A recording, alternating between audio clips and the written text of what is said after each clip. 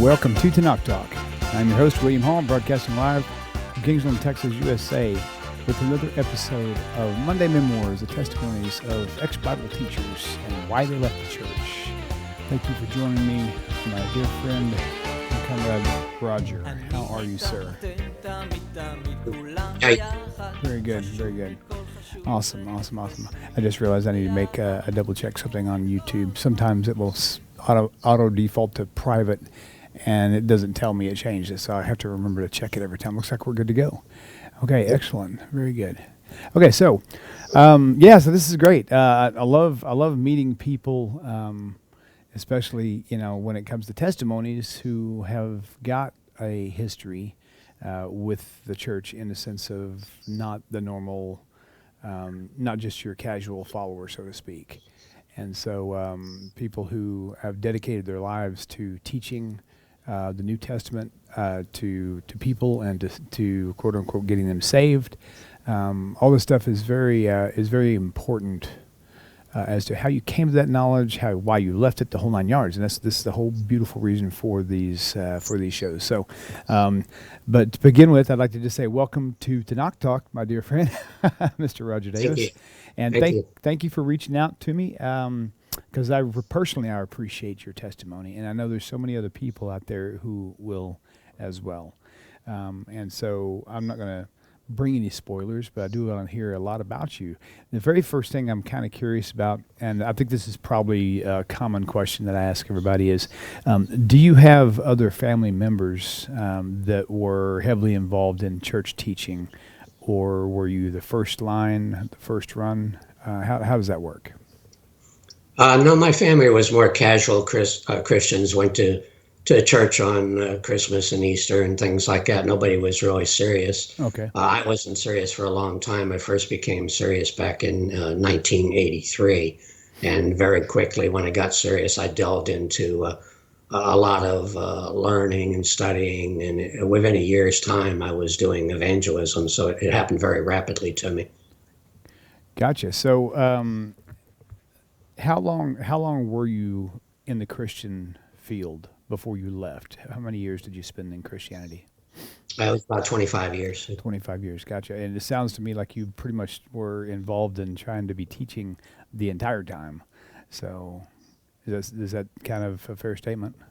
Well, I had owned a business at first, and I did a lot of prison work. Got very involved in prison and got involved with a lot of youth work, and I was doing that on the side because I owned my own business. And in 1989, my family made a decision to walk away from our business and our family and everything and move. I went with Youth for Christ. And we went and opened a runaway shelter for teenagers in Daytona Beach. Wow. Just left everything and walked away from everything and got into it full time at that time. Wow, that's a pretty serious step. So you're, what was your first, in your mind, looking back, what was the first time of your Christian career, I'm going to call it a career, where you really felt like that you were very well studied and were just rocking with the New Testament and just really able to be a great teacher of it? How long ago was that, do you know?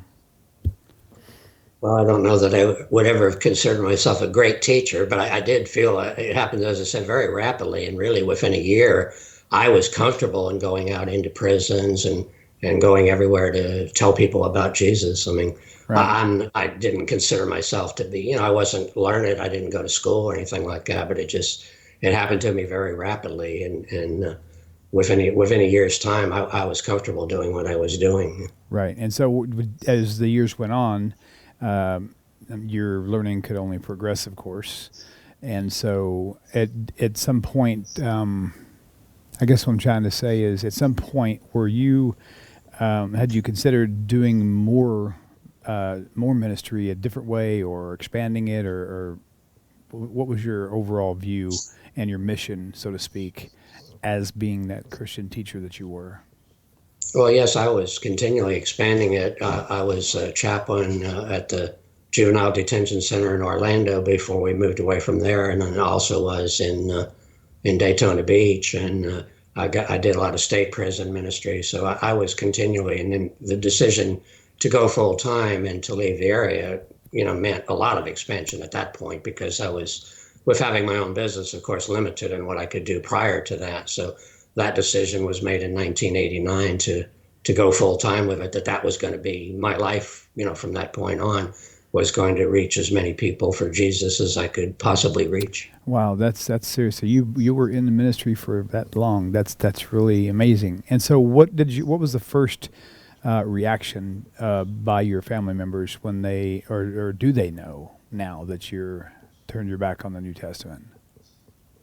Well, my immediate family, my wife and daughter who lives with us, are Torah followers. So Nice. they're the only family members. The rest of the family, it was kind of a mixed reception. Nobody in the family, as I said, were serious Christians. They were Christians, and I had a mixture. Some people got angry. I had former pastors. I got nasty letters, from former pastors, hate mail, and all kinds of stuff that I was going to hell now, and I was a heretic, and all these kind of things. Right. And family members, some of them just sort of ignored it, and some of them were angry because I wouldn't do Christmas anymore. One of the first things we did, it happened around November, so one of the first things we did was took our Christmas list and sent out a letter to everybody telling them we would no longer be involved in Christmas or any kind of Christian holidays. So the reaction was mixed from either I don't want to hear about it or I hate you kind of. Wow, yeah, I understand that. Definitely hear about that a lot. I would have thought that if a scenario was where someone like yourself was a teacher or a preacher or whatever, and you were the only one who really took Christianity seriously and you had a lot of family, I would think if I was one of the family members who wasn't studied at all with the Bible and was a very casual Christian, and then I found out that the one person in our family did study it out and they're the ones who actually left, I would be really, really open-minded at that point and say, wait, whoa, what did you find? Now, with that said, what did you find, Roger? The way it happened, well, first of all, it had been a number of years that I realized that something was very wrong with Christianity. We had wandered from church to church, and I would get in arguments with the pastors and finally would have to leave because I would show them, this doesn't make any sense. This doesn't line up with the Old Testament. The New Testament is saying one thing and then contradicting itself, and nothing is lining up. So I just knew that something was wrong, but I didn't know what to do about it. I didn't know where to go. So I wandered from church to church, thinking that eventually I was going to find the right church, that had the right answers, that was doing it right.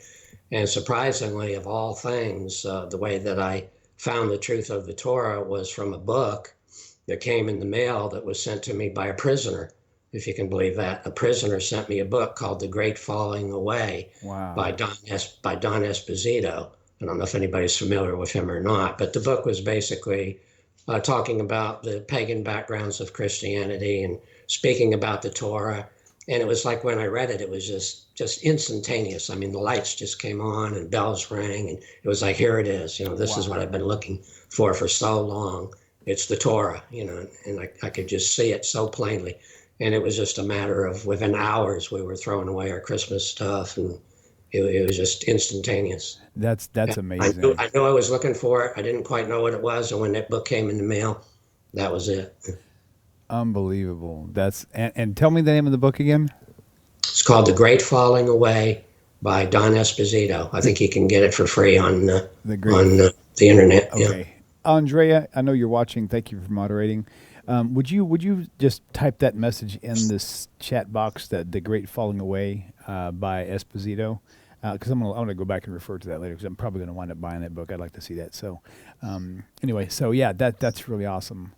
And he does still go by the New Testament. I mean, he goes by Torah, and he talks about a lot of things that are wrong with Christianity, but he hasn't completely come over yet. He's still Messianic. But it was a starting point. It was a place I needed to start out at, and then go from there. We're all on a walk, and yes, we're all going from here to there, and that was a great place for me to start out with. But I would still recommend the book to anyone because it's got some great information about the pagan backgrounds of Christianity in that book. It wouldn't surprise me. He spends most of his time in Israel, actually. He's from New Jersey, but he spends as much time as he's allowed over in Israel now every year. It wouldn't surprise me that that he's already making his exit. That'd be really neat. I mean, for him to know as much as he knows, and for it to have had that much of an impact on you, he may be knocking on the door of TORAH right now. You know, ready to leave that whole walk behind. It's very possible. Okay. Okay, so how long have you been out of Christianity? Is this 11 years now. 11 years? 11 years. Yeah. Wow, that's really cool. I've only been out for about 6.5 now, and most of the people I know have come out like even after that, because a lot of Tanakh Talk had something to do with it, and a lot of Rabbi Tovia Singer. The book you mentioned is the first one. It's the first time I've heard that book referenced, which is why I'm wanting to go look it up. Oh, thank you. She actually put a link on there as well. Thank you, Andrea. Excellent. So is there any special parts of your past that you think would be a blessing to hear for all the viewers out there? Well, when I first came out of Christianity, I still was somewhat messianic. Hadn't completely, I kind of bought into the Yeshua thing for a little while. And it's only been about 5 years now that I have, rejected Jesus or Yeshua as Messiah. So it's been, step by step, and each one of those steps is difficult. You give up one thing, you give up Christianity, you give up all of your friends, and you give up a lot, and then all of a sudden you realize that you're going to have to let go of the Jesus Yeshua thing too. Now you've made new friends. We had 6 years where we would go to the feast, with different people and got to meet other new people. So we had to go through the whole thing all over again. So it's a lonely walk, and it's a difficult walk. You may lose family, you may lose a lot of friends, but I don't see any other alternative. I mean, right. I've got to have the truth. I'm one of those people that I've just got to have the truth. And if the truth hurts, and if people are angry at me or they don't like me anymore because of what I believe now, then that's just the way it's going to have to be. I don't want anybody to be angry at me, and I'm not trying to get people mad at me or insult people or anything like that. But I believe what I believe, and whatever the consequences are, that's just got to be the way it is. Right. Sorry, I had to get stretch my legs. Anyway, so the thing that intrigues me the most, even today, and you probably have experienced this yourself, is when I'm talking to even like Christians and even a Christian pastor, and I mentioned to them about all of the shows that I've done with people like you, people like me, who were teachers of the Bible and have turned their back on it because they studied through it. The ridicule you feel that you get attacked with from these people who once said that you were filled with the Holy Spirit, and now they say you never had it to begin with, otherwise you would have never left. I mean, how would you respond to a statement like that? Well, we know the truth, and I believe that the vast majority of Christianity, they're not seriously looking for the truth. When you go to your family members and you go to your past friends, they react with anger. I didn't have anybody that I can remember at all that said to me, gee, I'd like to know more about this. This right. Sounds really interesting. What you're doing here, would you tell me about it? It was almost all, we don't want anything to do with you anymore. Right. Basically. So I just think that their eyes and their ears are just closed, Yeah. They're not open to hearing the truth. So we can talk to them all we want to talk to them, but if somebody isn't open, and we find the same things on Facebook. I get on Facebook a lot. I have a group on Facebook called TORAH Lovers, and I get on Facebook a lot and try to talk to Christians, but the vast majority of them, they're really not open. I mean, it's you got to have somebody that's searching. I was searching, you were searching, lots of people that are listening right now were searching and are still searching. Right. And that's what it takes. And if you're not searching, you're not going to find anything. If your mind is closed and you've already made up your mind about everything and you don't want to hear the truth, right. I'm open to talking to anybody that wants to talk to me that's really sincerely interested in hearing at least my version of the truth. We all have our own version of the truth, right? But at least my version of the truth, I'll talk to anybody. But I've gotten to the point now where I don't talk to as many people because I just find so many people are just not open-minded to hearing the truth. Right, and it's like You said the key thing is very important, and this is for everybody. Trying to talk to somebody who doesn't want to listen is the way I look at that. It's almost like someone forcing themselves into your home when they're not invited. So wait for somebody to knock on your door theoretically, and then invite them into the conversation, then engage with them. Or if you have a thought in your head, you put it on your own personal Facebook wall, and just something you're thinking. And then somebody comes in and comments to you, then they approach you and engage. But do it sincerely, like I said, because people who don't want to know, you're only going to drive a wedge between you two even more, because it's going to be an annoyance. That's really, really good advice. So appreciate that. So as a Christian missionary, I was taught that you go after people. Right. You go out and you talk to them whether they want to talk to you or not. And it was hard to get rid of that at first. I was used to that. And so I wanted to go out and tell everybody about the Torah at first, and I still do. But the reality is that they don't want to hear it. Right. Now, it was very easy for me to talk to people. I was really good at what I did. I mean, I've literally had probably even thousands of people that prayed with me to receive Jesus, because it's so easy. Wow. Who's going to say no to, hey, you don't have to do anything. You can do anything you want to do. You can misbehave. You don't have to listen to our Creator's instructions or His words at all. Do anything you want to do, and just pray this prayer with me, and you're going to be saved. But who's going to say no to that? Right. It was pretty easy. But I was used to that aggressiveness and right. and going out, and I did that for a while. But I don't do it as much anymore, because it's pointless, really, because it's not as easy of a sell now as it was before. With Jesus, it's a really easy sell. Hey, you don't have to do anything. But now it's, yes, you do have to do some things. You have to repent. You have to change. You have to follow the instructions, that you've been given to follow. It's not just a free ride. It's not just here's a free gift, take it and be happy and go do whatever you want to do, and then come back next week and say you're sorry again. That we learned in Christianity. So it's, right. It's a lot harder to try to talk to people about the Torah than it is to talk to them about how easy it is to get saved if you believe in Jesus. Yeah, that is very true. That is very true. What was your as you were? Let me re-ask it a different way. What was your greatest proof in your heart before you even questioned the New Testament? What was the one thing? There's got to be a handful of things, but what was the one thing that really, scripture-wise, that really convinced you back then that Jesus or Yeshua was indeed the Messiah? What was that thing that you really clung to? When I thought He was Messiah? Yeah, when you thought He was Messiah, before you ever questioned Him. Well, it was really not any one great thing. It was just the fact that everybody in my world was Christian, and everybody believed in Jesus, and no matter who you talked to, no matter what church you went to, they all said the same thing, so it had to be right. Right. In other words, if everybody that I know, I didn't know anywhere else to go. When I decided I want to get serious in my relationship with our Creator, I didn't know where else to go but to the Methodist Church, because that was the only church that I had ever really known. Mm-hmm. So I went there right away, and they're all telling me, all this about Jesus, which I already heard and kind of knew, but it was just the reinforcement, I guess, of that the whole world says that Jesus is Lord, and you have to believe in Jesus to be saved. I never heard anything any different than that. Right. Nobody had ever told me no. I mean, I probably knew a few Jewish people, but never had any real conversations with them. Or everybody that I knew believed that you got saved by believing in Jesus. So it had to be true, because if everybody says it, it has to be true.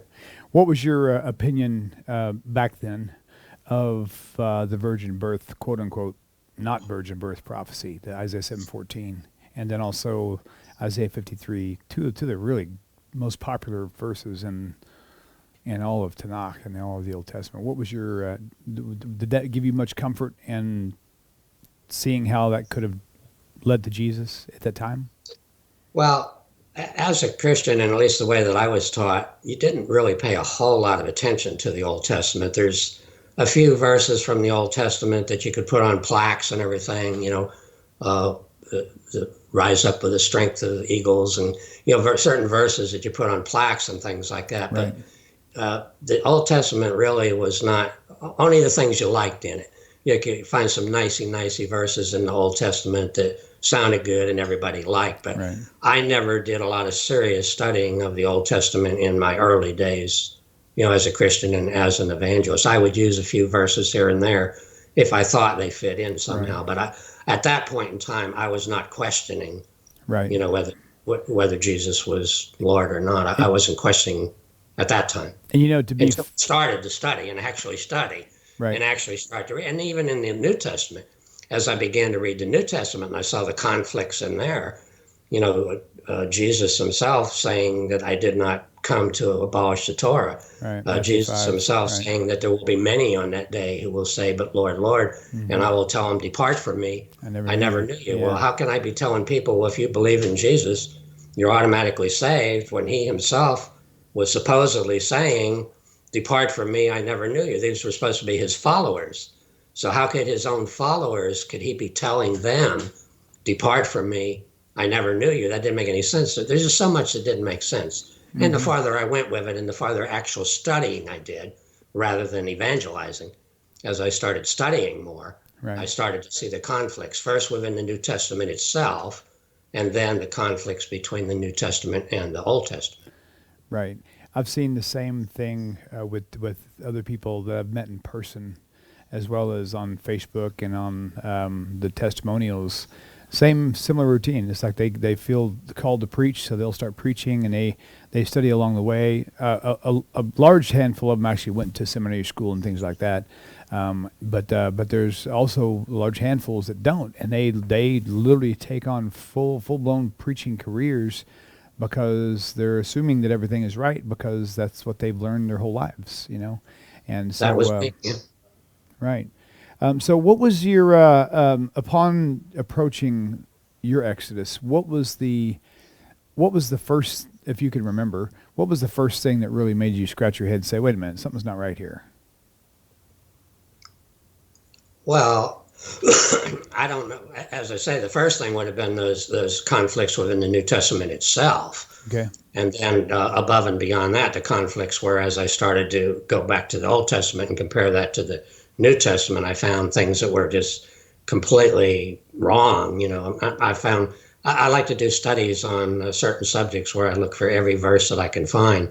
And I've done studies on things like every verse that I can find where it says that you're saved basically by your works or your own efforts. And I have big, long list of verse after verse after verse after verse. Right. I have it posted on my Facebook page of all the many verses where it just says over and over again that you're saved according to your own works. Places like Isaiah 56, 6 and 7, and verse after verse after verse where it says these kind of things. So the more I did, I don't know that it was any one thing, but it was just one thing after another, the constant flow of looking at, say, this doesn't agree with the New Testament, this doesn't agree with the New Testament, this doesn't agree.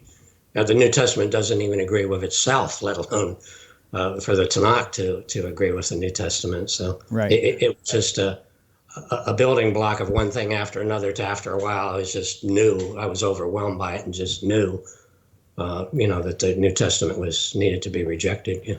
What did you? What was the final straw, if you can recall, 5 years ago, whenever you left Messianic Judaism? What triggered that exit? Your final exit? I had a friend on Facebook who unfortunately is not on there anymore, but he and I were kind of starting to talk about seeing a lot of these conflicts, and we started doing some studying together. And he was doing a lot of studying, and he would tell me what he was finding, and I was doing a lot of studying and telling him what I was finding, and we kind of reached the same, conclusion at the same time together. So it was a combination of what he had to say that he was bringing to me, and what I had to say that I was bringing to him. We kind of reached our conclusions there together, and both, reached the conclusion that Yeshua was not Messiah. Yeah. Right. So we're kind of winding it down now. You're in your town where you live now, is this is this the same place where you've been the whole time? Are you exposed to these people on a regular basis, or do you have a comfortable private ability to not run into everybody? And how do you handle your day-to-day with people? Well, we're still in the same town, and we do run into them in the grocery stores and things like that. But the vast majority of them either don't know what we believe, or don't understand it, or just don't want to talk about it. I found that the vast majority of Christians just simply don't want to talk about it. In other words, Right. don't bother me with the truth. I don't want to hear the truth. I'm comfortable where I am. I'm comfortable in my Christianity. I'm comfortable with my Christmas. I'm comfortable with my ham at Easter and all of these things. And you possibly, we wear tassels and things like that. So people know that there's something different about us. But generally speaking, they really don't want to hear it. So it's just casual. We're, hi, how you doing? And how's the kids? And, this kind of stuff when we run into people. Right. Gotcha. I had a question, then I got pulled over to YouTube. So, what was my last question I had for you? Oh, so your what are your plans now? I mean, because you were a teacher, you quit your livelihood to become a teacher, and now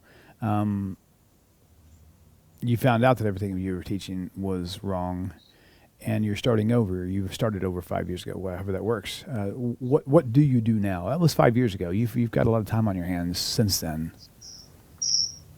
Well, that's one of the hard parts. And I'm 74 years old. So work wise and all, I don't have anything to do. What I would like to have done and do, but it's not working out the way I would like for it, was to be more active on the computer, to be able to talk to people and talk to more Christians. But as I said before, they're not very responsive.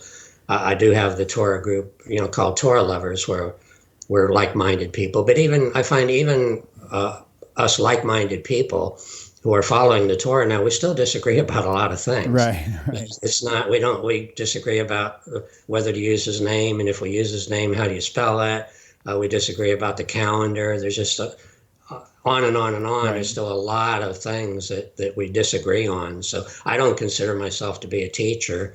I would only consider myself to be a friend to someone, to be someone who could support other people who are going through the same things that we're going through. And Right. I try to make the Torah Lovers group a little bit more personal and casual than a place to argue, because there's so many groups on Facebook if you just want to argue. There's a lot of places you can go to and just argue all the time. But we try to, we do unfortunately get into some arguments, but we try to just be more of a support to each other, because we're all kind of waiting for the return back to the land, and waiting for the two sticks to be united again. So we're all kind of in a waiting mode. And that's what I said makes it difficult right now. It seems like there isn't a whole lot you can do. Sure. I mean, what can I do? I mean, I can't drag people. I can't go to the Christian churches and beat them over the head, and I can't get them to really be receptive on the computer. And so it's kind of a waiting game, waiting for the aliyah to come.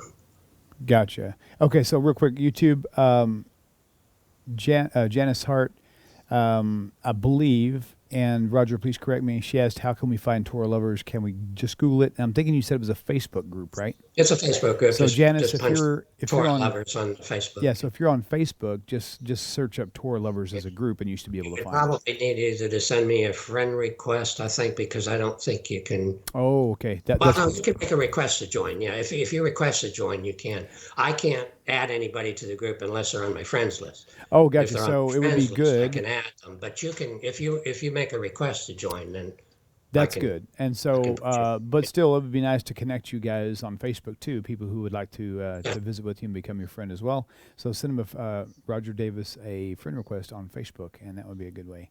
And further to compliment Roger, what you were saying earlier, I've noticed that same pattern. Whereas when I was Messianic, still believing in Jesus. In fact, Messianic Judaism is what they call it. It's just another branch of Christianity with a different title, because they still believe in a man-God Savior, and it's just not what it's all about. So, but what I'm finding is when I was Messianic, so it was like 3 or 4 years I was Messianic before I finally left, that a lot of Christians at that time, they didn't mind talking to me because we still at least believed in Jesus, right?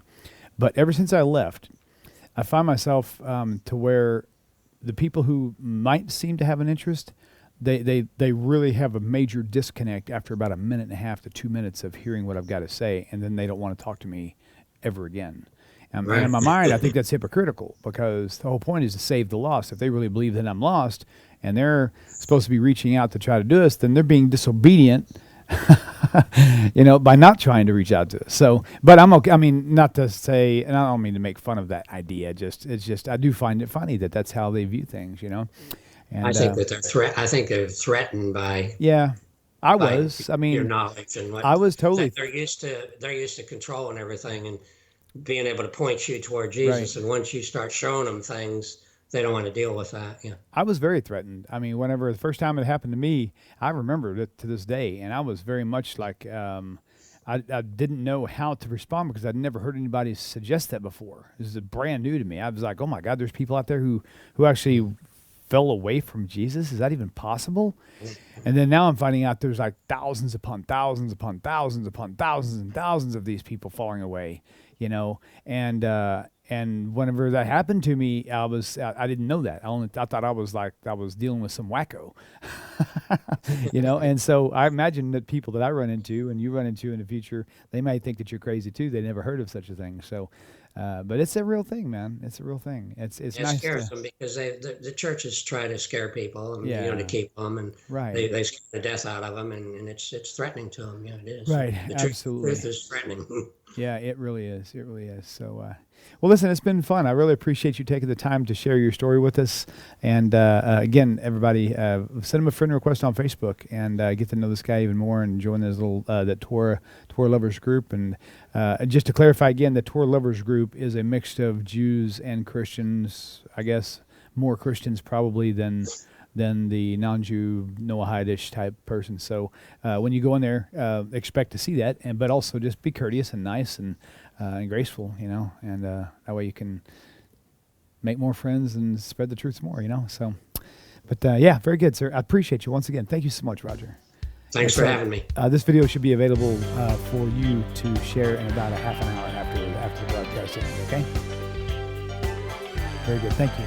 Take care, everybody. Thank you.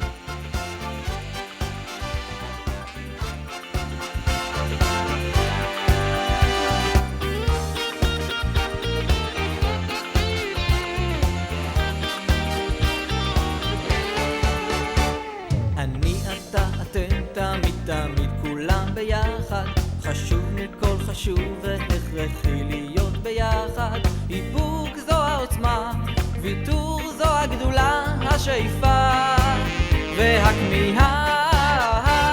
אני אתה אתם תמיד כולם ביחד, חשוב מכל חשוב והכרחי להיות ביחד. איפוק זו העוצמה, ויתור זו הגדולה, השאיפה והכמיהה. חושבים דוברים נושים בכל האופנים, זה טבעם של אנשים שונים. נזכור בסוף כולנו שותפים.